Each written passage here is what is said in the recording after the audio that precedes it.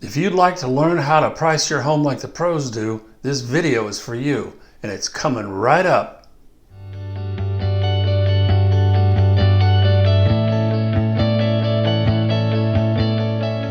Hey everybody, welcome back. I'm glad that you're here. If this is your first visit to my channel, my name is Andy Elliott. I work with DeSelms Real Estate in Williamson County, Tennessee, and serve the Nashville area. Remember to subscribe to my channel and hit the bell to be notified of new videos. How this tutorial works. This is a tutorial for those who want to learn how to price their home right. The video is broken down into section titles with time links. Click the Show More button below in the description box to see the links. See a title that you're interested in? The blue link takes you there. Watch what you want, skip the rest. Overview. Pricing a home is as much an art as it is a science, and in large part psychology. It may seem too obvious to state, but the single most impactful element of selling a home is the price. The location, condition, and circumstances all factor into that one thing. A home that's priced right sells. A home that's priced too high sits. This video is on how to price a home to sell.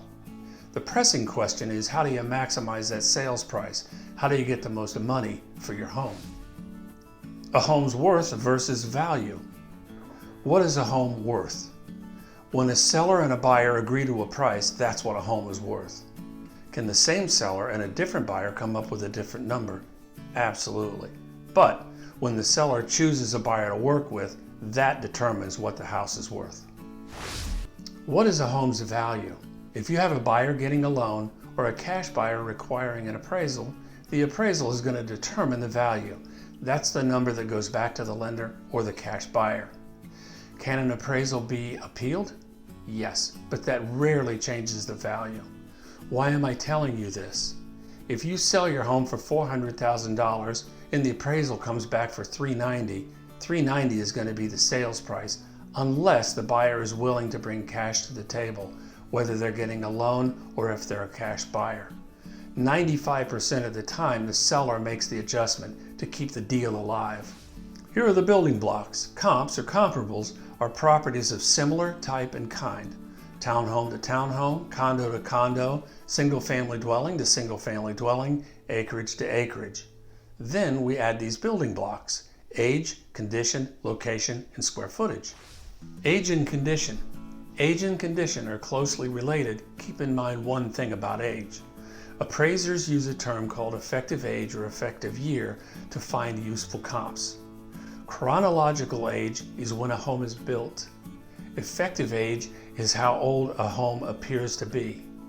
Effective age translates into usable or economic life. If an older home has been extensively remodeled and updated, it only makes sense that its usable life has been extended. Remodeling and updating decreases the effective age. Why am I telling you this? When you're looking for comps for your home, older homes that are in good condition can still be considered.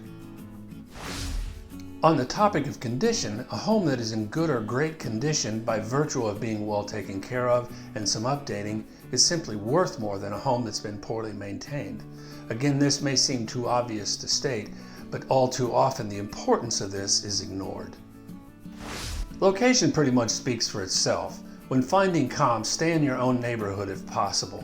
Home values can vary wildly in short distances, so stay close to home.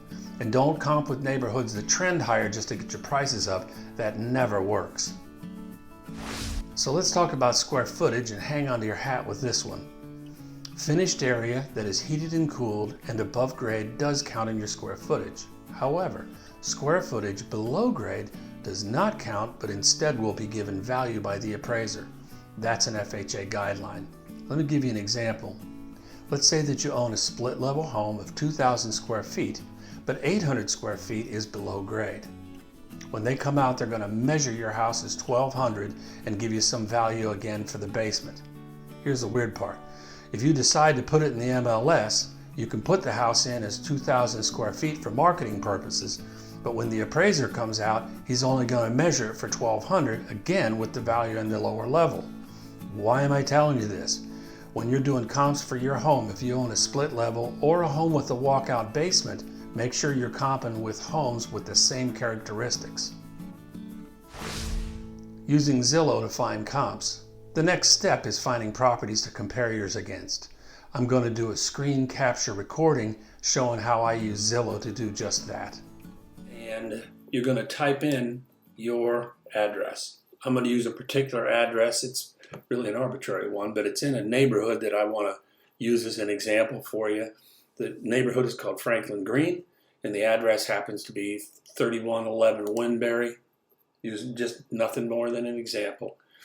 So this is going to come up, and this is where Franklin Green is. Your neighborhoods are going to do the same thing. The reason I'm using this one is, remember I told you that prices can vary, home values can vary wildly in a short distance.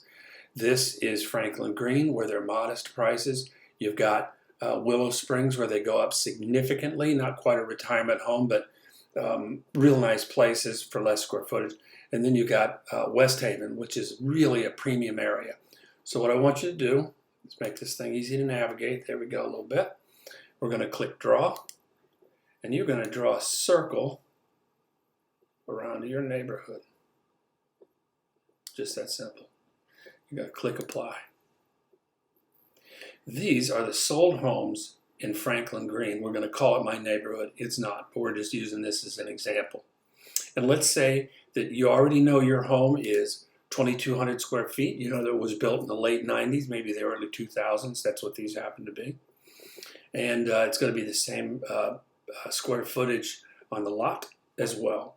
So 2,200 square feet, built in the 90s. So how do we do this? Let's look at solds, and solds are fact. You've got two things. You've got active is homes that are for sale. Those are theory. And you've got homes that are sold. It's fact. These are all done. So if you had 2,200 square feet, 3,000 isn't going to get it done. That's going to be priced too high. This guy, I'm not sure about him yet, but this fella here is 2,200 square feet, sold for $399. Good deal. This is, call it 2,200 square feet, sold for $389. Just that quick, we have a sense of what 2,200 square feet sells for in that neighborhood. Now the next thing you're going to do is look at the condition of the property. Does yours match theirs? I don't know. Does it? The difference between this one and that one is probably condition of some kind. Pretty nice.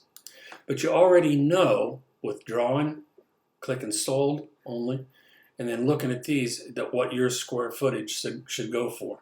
Now let's go for the other side of the coin here.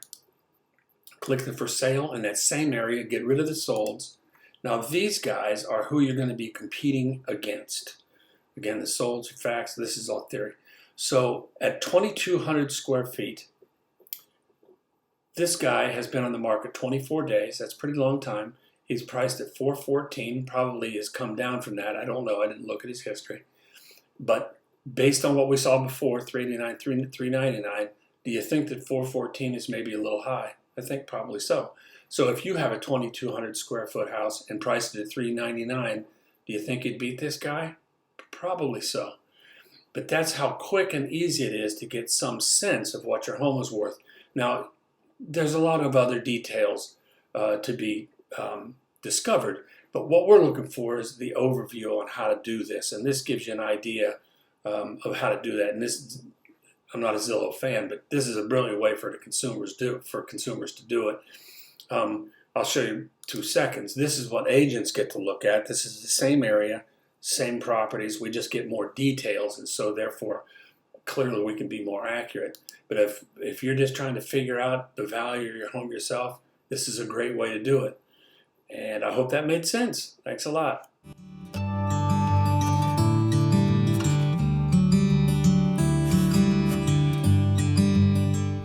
Two common barriers to correct pricing. The first one is sometimes sellers will live in a neighborhood where the neighbor's home was listed and sold for less than what he thinks his is worth. The comments that I generally hear is they're going through a divorce and they needed the money, they were in financial trouble and they needed the money, or they were very wealthy and they didn't need the money at all and so they just dumped the property. Generally speaking, 9 out of 10 times, those houses are just representative of what the area is going for. The second barrier is emotions. Our homes are personal to us. I remember the blood, sweat, and tears and the money I spent on my house, and somehow that value got attached to the purchase price. We all feel that way. But here's the news. The buyers just don't have that attachment at all. So just be careful of that. The effects of overpricing. The single most common question I get at a listing appointment is, I know I want to start high, but can't we start there just to see what happens? And this is after pages and pages and pages of evidence to the contrary. If you start high, this is what you're going to get. No excitement and no lots of showings in the very beginning. You'll have little or no chance at multiple offers, and you're going to have skeptical buyers as the days on market start to pile up. Ultimately, when you price high, you end up doing price reductions and what I call a race to the bottom. And you know what the buyers are thinking. What's wrong with that house? Now that you know the basics, the building blocks, and the barriers to pricing your home, I know that you're going to have an easier time with selling. Good luck to you. Hey, I hope this tutorial was helpful, and I hope the time links were convenient for you. Remember to subscribe to my channel, hit the bell for future videos, give me a like, and leave a comment if you would. Talk to you soon.